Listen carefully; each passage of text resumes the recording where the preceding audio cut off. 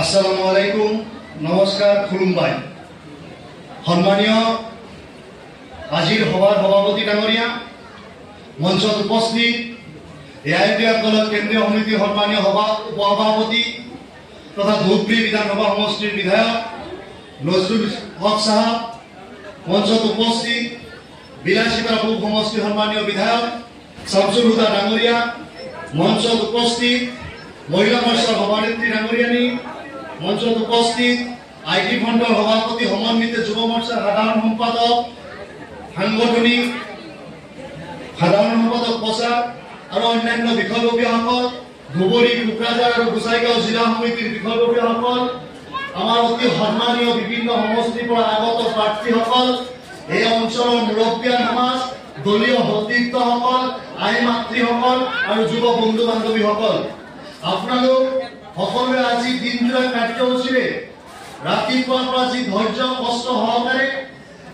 এই গৰমৰ মাজত হলেও অতি কষ্টৰে বহিবলৈ জাগা পোৱা নাই জনাকীৰ্ণ সভা, এই সভাত যে আপোনালোকে উপস্থিত থাকি সভাখনক সাফল্যমণ্ডিত কৰিছে, বতাহ বৰষুণকো নেওচি, গৰমকো নেওচি, ৰ'দকো নেওচি আপোনালোকে ইয়াতে বহি আছে, যাৰ কাৰণে সকলোৱে এটা হাত চাপৰি বজাব লাগে।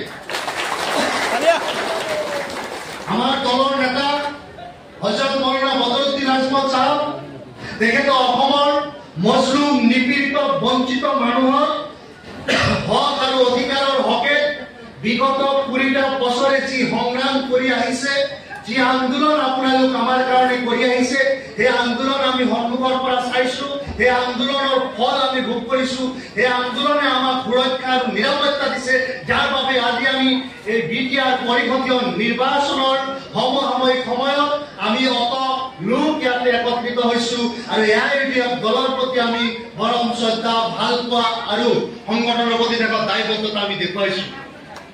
আমি বিগত সময়তো এই ফকীৰাগাঁও সমষ্টিত বা কোকৰাঝাৰ জিলাত, গোসাইগাঁও জিলাত সাংগঠনিক কাম কাজৰ কাৰণে আহিছো। আপোনালোক অনেকৰ সৈতে আমাৰ কথা বতৰা হৈছে আৰু তেতিয়াৰ পৰা এটা তুমুল দাবী আছিল যে যোৱাবেলি আমি কেইবাখনো সমষ্টি হাৰিছো, তাৰ আগতে কেইবাটাও সমষ্টি জিকিছো, কিন্তু অহা 2025ৰ নিৰ্বাচনত আমি অধিকতকৈ অধিক চিটত পাৰিষদ নিৰ্বাচন কৰিম বুলি আমি পণ ল'ব পাৰোঁ নে নাই? জয়ী হ'মনে আমাৰ MCL জিকামতো? আজি বিটিআৰ অঞ্চলত বসবাস কৰা বিভিন্ন জাতি জনগোষ্ঠীৰ মানুহ বসবাস কৰে। এই অঞ্চলত শান্তি, সম্প্ৰীতি, ভাতৃত্ববোধ আৰু এটা জাতি আৰু এটা জনগোষ্ঠীক বা জাতিক সন্মান সহকাৰে সহ অৱস্থানৰ পৰিৱেশ সৃষ্টিৰ কাৰণে আমি এআইডিএফ দলে আহ্বান জনাব। আমি এআইডিএফ দল তাৰ পক্ষত। আপোনালোকে বুজিছে, আমি শান্তি, সম্প্ৰীতি আৰু এটা জনগোষ্ঠী আন এটা জনগোষ্ঠীক সন্মান আৰু ভাতৃত্ববোধৰ পৰিৱেশ সৃষ্টিৰ কাৰণে বিটিআৰত আমি সদায় পক্ষপাতিত্ব কৰোঁ। আমি আশা কৰিম যে অহা দিনত আমাৰ এই ৰাজনৈতিক প্ৰতিনিধিত্বতাই আমাৰ সংখ্যালঘু মানুহ বা জনজাতীয় মানুহ, অন্যান্য বঞ্চিত মানুহৰ কথা এই পাৰিষদৰ ভৱনত কোকৰাঝাৰত গৈ কোৱাৰ কাৰণে আমাৰ সহযোগ দিব, তাৰ কাৰণে আমি ইয়াতে একত্ৰিত হৈছো। যোৱাবেলি এজনৰ সংখ্যালঘু মানুহ জিকিব পৰা নাই, এইবাৰ আমি জিকাম। এইবাৰ আমাৰ পৰা বলিষ্ঠ কণ্ঠ জিকাম। যোৱাবাৰ বিজেপিয়ে গোটেই পাৰিষদখন বিটিআৰটোক বিজেপিয়ে যি ধৰণে কব্জা কৰিছে, এই কব্জা কৰাটো কোনো জনজাতীয়ৰ বাবেও ভাল নহয়, কোনো অজনজাতীয়ৰ বাবেও ভাল নহয়, কাৰণ বিজেপি চৰিত্ৰগতভাৱে জনজাতীয় লোকৰ বিৰোধী আৰু বিজেপি চৰিত্ৰগতভাৱে সংখ্যালঘু লোকৰ বিৰোধী। এই কথা সকলোৱে কিন্তু স্বীকাৰ কৰিব লাগিব।